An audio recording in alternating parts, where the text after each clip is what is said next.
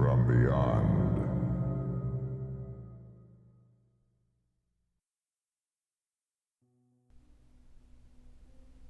Horrible beyond conception was the change which had taken place in my best friend, Crawford Tillinghast. I had not seen him since that day, 2 months and a half before, when he had told me toward what goal his physical and metaphysical researches were leading, when he had answered my odd and almost frightened remonstrances by driving me from his laboratory in his house in a burst of fanatical rage. I had known that he now remained mostly shut in the attic laboratory with that accursed electrical machine, eating little and excluding even the servants, but I had not thought that a brief period of 10 weeks could so alter and disfigure any human creature. It is not pleasant to see a stout man suddenly grown thin, and it is even worse when the baggy skin becomes yellowed or grayed, the eyes sunken, circled, and uncannily glowing, the forehead veined and corrugated, and the hands tremulous and twitching. And if added to this, there be a repellent unkemptness, a disorder of dress, a bushiness of dark hair white at the roots, and an unchecked growth of pure white beard on a face once clean-shaven, the cumulative effect is quite shocking. But such was the aspect of Crawford Tillinghast on the night his half-coherent message brought me to his door after my weeks of exile, such the spectre that trembled as it admitted me, candle in hand, and glanced furtively over its shoulder, as if fearful of unseen things in the ancient, lonely house set back from Benevolent Street. That Crawford Tillinghast should ever have studied science and philosophy was a mistake. These things should be left to the frigid and impersonal investigator, for they offered 2 equally tragic alternatives to the man of feeling and action: despair if he fail in his quest, and terrors unutterable and unimaginable if he succeed. Tillinghast had once been the prey of failure, solitary and melancholy, but now I knew, with nauseating fears of my own, that he was the prey of success. I had indeed warned him 10 weeks before, when he burst forth with his tale of what he felt himself about to discover. He had been flushed and excited then, talking in a high and unnatural, though always pedantic voice. "What do we know," he had said, "of the world and the universe about us? Our means of receiving impressions are absurdly few, and our notions of surrounding objects infinitely narrow. We see things only as we are constructed to see them, and can gain no idea of their absolute nature. With 5 feeble senses we pretend to comprehend the boundlessly complex cosmos, yet other beings with a wider, stronger, or different range of senses might not only see very differently the things we see, but might see and study whole worlds of matter, energy, and life, which lie close at hand, yet can never be detected with the senses we have. I have always believed that such strange, inaccessible worlds exist at our very elbows, and now I believe I have found a way to break down the barriers. I'm not joking. Within 24 hours, that machine near the table will generate waves, acting on unrecognized sense organs that exist in us as atrophied or rudimentary vestiges. Those waves will open up to us many vistas unknown to man, and several unknown to anything we consider organic life. We shall see that at which dogs howl in the dark, and that at which cats prick up their ears after midnight. We shall see these things, and other things which no breathing creature has yet seen. We shall overleap time, space, and dimensions, and without bodily motion, peer to the bottom of creation. When Tillinghast said these things, I remonstrated, for I knew him well enough to be frightened rather than amused. But he was a fanatic, and drove me from the house. Now he was no less a fanatic, but his desire to speak had conquered his resentment, and he had written me imperatively in a hand I could scarcely recognize. As I entered the abode of the friend so suddenly metamorphosed to a shivering gargoyle, I became infected with the terror which seemed stalking in all the shadows. The words and beliefs expressed 10 weeks before seemed to body forth in the darkness beyond the small circle of candlelight, and I sickened at the hollow, altered voice of my host. I wished the servants were about, and did not like it when he said they had all left 3 days previously. It seemed strange that old Gregory, at least, should desert his master without telling his tried a friend as I. It was he who had given me all the information I had of Tillinghast after I was repulsed in rage. Yet I soon subordinated all my fears to my growing curiosity and fascination. Just what Crawford Tillinghast now wished of me, I could only guess, but that he had some stupendous secret or discovery to impart, I could not doubt. Before I had protested at his unnatural pryings into the unthinkable. Now that he had evidently succeeded to some degree, I almost shared his spirit, terrible though the cost of victory appeared. Up through the dark emptiness of the house, I followed the bobbing candle in the hand of this shaking parody on man. The electricity seemed to be turned off, and when I asked my guide, he said it was for a definite reason. It would be too much. I would not dare. He continued to mutter. I especially noted his new habit of muttering, for it was not like him to talk to himself. We entered the laboratory in the attic, and I observed that detestable electrical machine, glowing with a sickly, sinister, violet luminosity. It was connected with a powerful chemical battery, but seemed to be receiving no current, for I recalled that in its experimental stage it had sputtered and purred when in action. In reply to my question, Tillinghast mumbled that this permanent glow was not electrical in any sense that I could understand. He now seated me near the machine so that it was on my right, and turned a switch somewhere below the crowning cluster of glass bulbs. The usual sputtering began, turned to a whine, and terminated in a drone so soft as to suggest a return to silence. Meanwhile, the luminosity increased, waned again, then assumed a pale outre color, or blend of colors which I could neither place nor describe. Tillinghast had been watching me, and noted my puzzled expression. "Do you know what that is?" he whispered. "That is ultraviolet."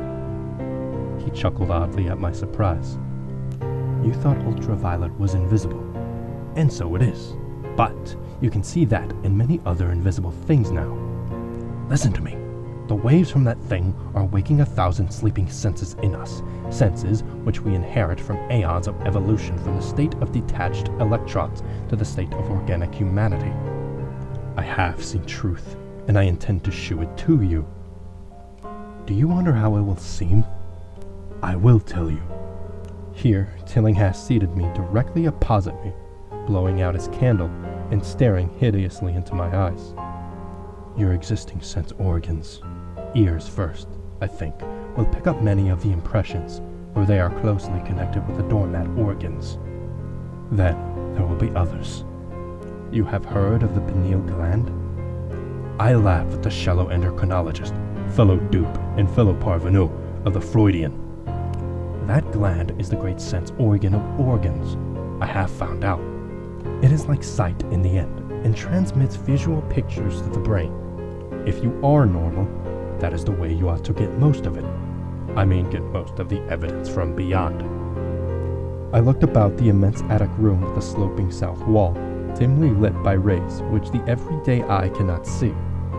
The far corners were all shadows, and the whole place took on a hazy unreality which obscured its nature and invited the imagination to symbolism and phantasm. During the interval, Tillinghast was silent.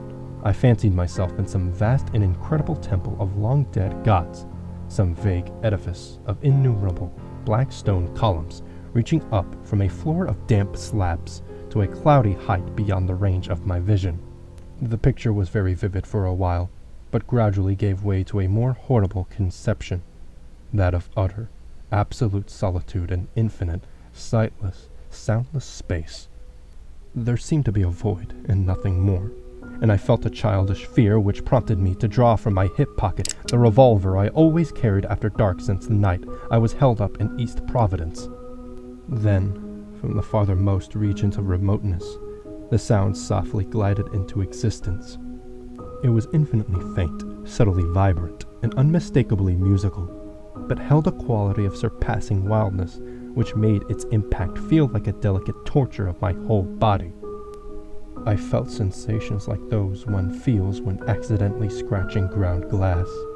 Simultaneously, there developed something like a cold draught, which apparently swept past me from the direction of the distant sound. As I waited breathlessly, I perceived that both sound and wind were increasing, the effect being to give me an odd notion of myself as tied to a pair of rails in the path of a gigantic approaching locomotive. I began to speak to Tillinghast, and as I did so, all the unusual impressions abruptly vanished. I saw only the man, the glowing machine, in the dim apartment. Tillinghast was grinning repulsively at the revolver, which I had almost unconsciously drawn, but from his expression, I was sure he had seen and heard as much as I, if not a great deal more. I whispered what I had experienced, and he bade me to remain as quiet and receptive as possible. "Don't move," he cautioned, "for in these rays we are able to be seen as well as to see. I told you the servants left, but I didn't tell you how. It was that thick-witted housekeeper.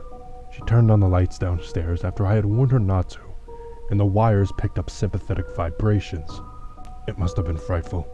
I could hear the screams up here in spite of all I was seeing and hearing from another direction, and later it was rather awful to find those empty heaps of clothes around the house. Mrs. Updike's clothes were close to the front hall switch. That's how I know she did it. It got them all. But so long as we don't move, we're fairly safe. Remember, we're dealing with a hideous world in which we are practically helpless. Keep still." The combined shock of the revelation and of the abrupt command gave me a kind of paralysis, and in my terror my mind again opened to the impressions coming from what Tillinghast called beyond. I was now in a vortex of sound and motion, with confused pictures before my eyes. I saw the blurred outlines of the room, but from some point in space there seemed to be pouring a seething column of unrecognizable shapes or clouds, penetrating the solid roof at a point ahead and to the right of me. Then I glimpsed the temple-like effect again, but this time the pillars reached up into an aerial ocean of light, which sent down one blinding beam along the path of the cloudy column I had seen before. After that, the scene was almost wholly kaleidoscopic, and in the jumble of sights, sounds, and unidentifiable sense impressions, I felt that I was about to dissolve, or in some way lose the solid form. One definite flash I shall always remember. I seemed for an instant to behold a patch of strange night sky filled with shining, revolving spheres. As it receded, I saw that the glowing suns formed a constellation, or galaxy of settled shape, this shape being the distorted face of Crawford Tillinghast.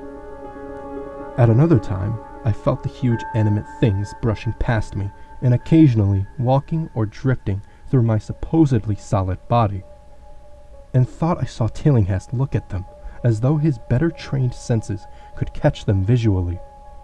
I recalled what he had said of the pineal gland, and wondered what he saw with his preternatural eye. Suddenly, I myself became possessed of a kind of augmented sight. Over and above the luminous and shadowy chaos arose a picture which, though vague, held the elements of consistency and permanence. It was indeed somewhat familiar. The unusual part was superimposed upon the usual terrestrial scene, much as a cinema view may be thrown upon the painted curtain of a theater. I saw the attic laboratory, the electrical machine, and the unsightly form of Tillinghast opposite me. But of all the space unoccupied by familiar material objects, not one particle was vacant. Indescribable shapes, both alive and otherwise, were mixed in disgusting disarray, and close to every known thing were whole worlds of alien, unknown entities. It likewise seemed that all the known things entered into the composition of other unknown things, and vice versa. Foremost among the living objects were great inky, jellyish monstrosities which flabbily quivered in harmony with the vibrations from the machine. They were present in loathsome profusion, and I saw to my horror that they overlapped, that they were semi-fluid, incapable of passing through one another, and through what we know as solids. These things were never still, but seemed ever floating about with some malignant purpose. Sometimes they appeared to devour one another, the attacker launching itself at its victim and instantaneously obliterating the latter from sight. Shudderingly, I felt that I knew what had obliterated the unfortunate servants, and could not exclude the things from my mind as I strove to observe other properties of the newly visible world that lies unseen around us. But Tillinghast had been watching me, and was speaking. You see them? You see them? You see the things that float and flop about you and through you every moment of your life. You see the creatures that form what men call the pure air and the blue sky. Have I not succeeded in breaking down the barrier? Have I not shown you worlds that no other living men have seen?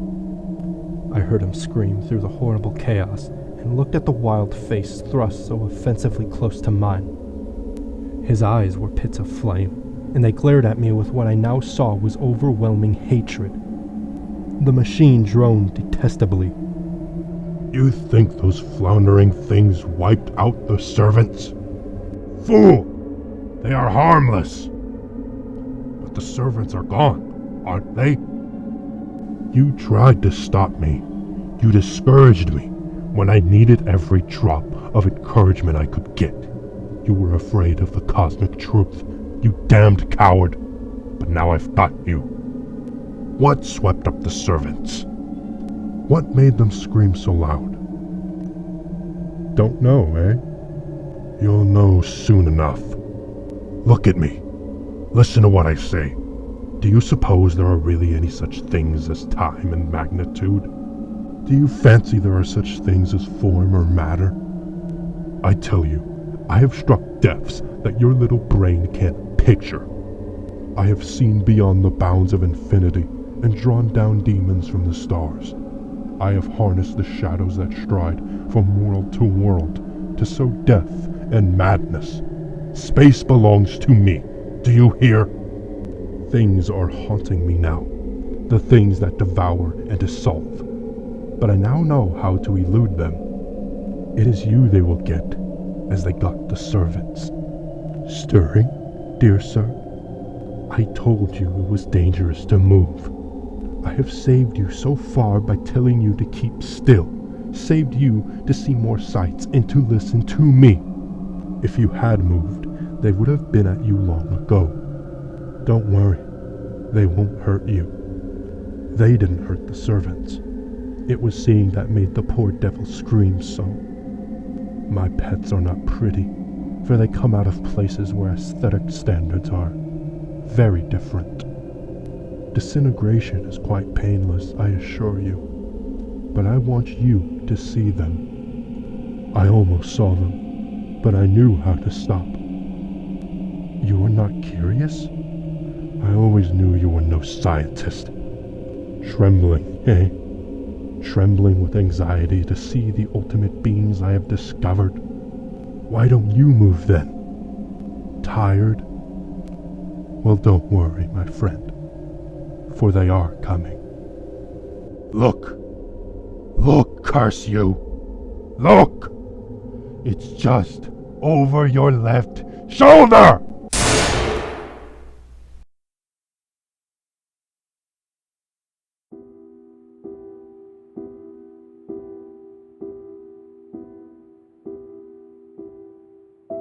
What remains to be told is very brief, and may be familiar to you from the newspaper accounts.